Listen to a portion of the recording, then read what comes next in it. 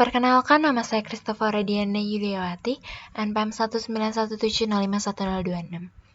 Di video ini saya akan membahas tentang simplifikasi context-free grammar atau penyederhanaan tata bahasa bebas konteks. Context-free grammar atau tata bahasa bebas konteks merupakan tata bahasa yang mempunyai tujuan sama seperti halnya tata bahasa reguler, yaitu suatu cara untuk menunjukkan bagaimana menghasilkan suatu untai-untai dalam sebuah bahasa. Dalam tata bahasa ini, tidak terdapat pembatasan pada hasil produksinya. Contoh pada aturan produksi, alfa ke beta. Nah, batasannya hanyalah ruas kiri yang adalah sebuah simbol variabel. Nah, sedangkan contoh aturan produksi yang termasuk context-free grammar di sini adalah seperti berikut ini, yaitu B ke C, D, E, F, G, dan B ke B, C, D, E. Nah, definisi context-free grammar memungkinkan kita untuk mengembangkan berbagai tata bahasa. Seringkali produksi CFG ini tidak berguna dan berlebihan. Nah, ini terjadi karena definisi CFG tidak membatasi kita untuk membuat produksi yang berlebihan ini. Dengan menyederhanakan CFG, kita menghapus semua produksi yang berlebihan dari tata bahasa, sambil menjaga tata bahasa yang ditransformasikan setara dengan bahasa aslinya. Dua tata bahasa disebut setara jika menghasilkan bahasa yang sama. Menyederhanakan CFG diperlukan untuk kemudian mengubahnya menjadi bentuk normal. Berikutnya di sini ada jenis produksi berlebihan. Yang pertama yaitu produksi yang tidak berguna, yang kedua produksi double tau, lalu yang ketiga produksi unit. Untuk produksi berlebihan yang pertama yaitu di sini produksi yang tidak berguna. Produksi yang tidak pernah dapat mengambil bagian dalam derivasi string apapun. Produksi itu disebut produksi yang tidak berguna. Demikian pula variabel yang tidak pernah dapat mengambil bagian dalam derivasi string apapun. Itu disebut variabel yang tidak berguna. Misalnya seperti berikut ini. Nah, dalam contoh di atas ini, produksi C ke DC ini tidak berguna karena variabel C tidak akan pernah terjadi dalam derivasi string apapun.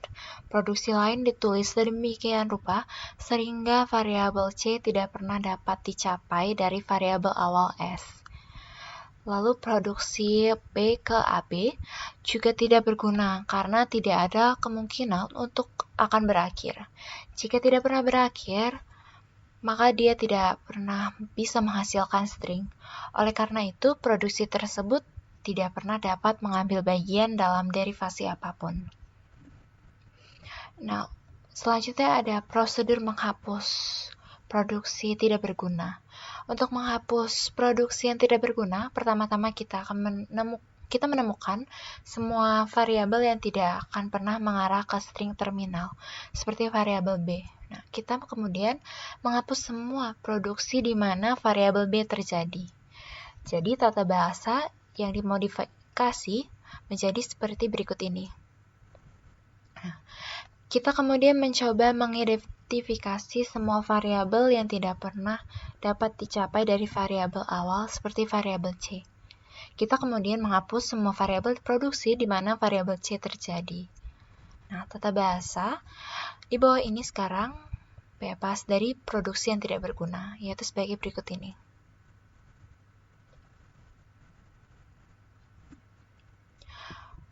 Kemudian di sini produksi berlebihan yang kedua yaitu produksi double tau, yaitu produksi tipe A ke tau ke K disebut produksi double tau atau juga disebut produksi lambda dan produksi null. Nah, produksi ini hanya dapat dihapus dari tata bahasa yang tidak menghasilkan tau k atau string kosong. Nah, dimungkinkan bagi tata bahasa untuk mengandung produksi null dan belum menghasilkan string kosong. Untuk menghapus produksi null, pertama-tama kita harus menemukan semua variabel nullable. Variabel A disebut nullable jika tau dapat berasal dari A. Untuk semua produksi tipe A ke KKK. Nah, A adalah variabel nullable. Untuk semua produksi tipe B ke A1, A2, dan seterusnya sampai AN, di mana semua A, I, S adalah variabel nullable. Nah, B juga merupakan variabel nullable. Setelah menemukan semua variabel nullable, kita sekarang dapat mulai membangun tata bahasa bebas produksi null. Untuk semua produksi dalam tata bahasa asli, kita menambahkan produksi asli, serta semua kombinasi produksi yang dapat dibentuk dengan mengganti variabel nullable dalam produksi dengan KK. Nah, jika semua variabel pada RH produksi dapat dibatalkan, maka kita tidak menambahkan A ke KK. Nah, ke tata bahasa baru. Nah, contoh akan membuat titik jelas. Nah, contohnya sebagai berikut ini. Nah, mari kita temukan semua variabel nullable terlebih dahulu. Nah, untuk variabel B dan C itu jelas nullable karena mengandung tau K pada RHS produksi mereka. Nah, variabel A juga nullable karena dalam yang kedua di sini itu kedua variabel pada RHS juga nullable. Demikian pula variabel S juga nullable. Jadi, variabel S, A, B, dan C adalah variabel nullable. Nah, selanjutnya mari kita membuat tata bahasa baru. Kita mulai dengan produksi pertama, itu tambahkan produksi pertama apa adanya. Kemudian kita membuat semua kombinasi yang mungkin yang dapat dibentuk dengan mengganti variabel nullable dengan tau K. Nah, oleh karena itu baris 1 sekarang menjadi S A B C D A B D A C D B C D I K L N A B D C D dan D. Nah, seperti berikut ini. Nah, kita menerapkan aturan yang sama untuk baris kedua, tapi kita tidak menambahkan A ke tau K. Meskipun itu adalah kombinasi yang mungkin. Nah, kita menghapus semua produksi tipe V ke tau K. Nah, tata bahasa barunya sekarang akan menjadi seperti berikut ini.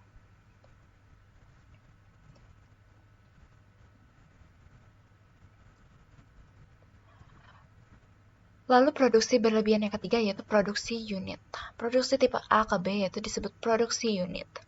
Untuk membuat tata bahasa gratis produksi unit gov dari tata bahasa asli G, kita mengikuti prosedur yang disebutkan di bawah ini. Pertama, tambahkan semua produksi non-unit G di gov. Kemudian, untuk setiap variabel A dalam tata bahasa G, temukan semua variabel B sedemikian rupa sehingga A superscript ke B.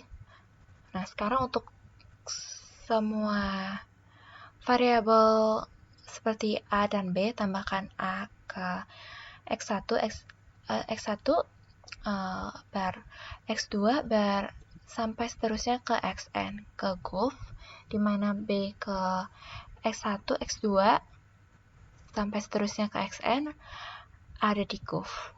Tidak satupun dari X1, X2 sampai dengan Xn adalah variabel tunggal. Nah, karena kita hanya menambahkan produksi non-unit di gov. Oleh karena itu, tata bahasa yang dihasilkan adalah unit produksi gratis. Misalnya seperti berikut ini. Kemudian mari kita tambahkan semua produksi non-unit G di gov. Nah, gov-nya sekarang menjadi seperti berikut ini. Nah, untuk prosedur menghapusnya itu, sekarang kita menemukan semua variabel yang memuaskan X superscript bintang ke Z. Nah, ini adalah S superscript bintang ke A, S superscript bintang ke B.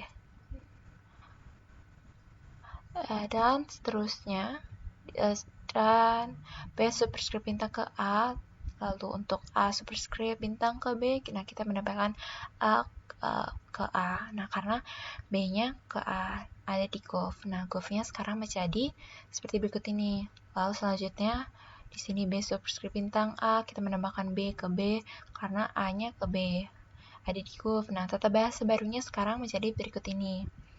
Lalu kita mengikuti langkah yang sama untuk S superscript bintang di sini ke A dan S superscript bintang yang di sini ke B, dan akhirnya kita mendapatkan tata bahasa berikut ini. Nah, sekarang hapus B ke A bar B-nya di sini karena tidak terjadi dalam produksi S. Nah, maka tata bahasa berikut menjadi seperti ini. Perlu dicatat Juga untuk menghapus semua jenis produksi yang disebutkan di atas ini, pertama-tama kita hapus produksi 0, lalu kemudian produksi unit, dan akhirnya hapus produksi yang tidak berguna. Mengikuti aturan ini sangat penting untuk mendapatkan hasil yang benar. Baiklah, sekiranya itu saja yang dapat saya jelaskan mengenai simplifikasi konteks free grammar. Kurang lebihnya saya mohon maaf, saya ucapkan terima kasih.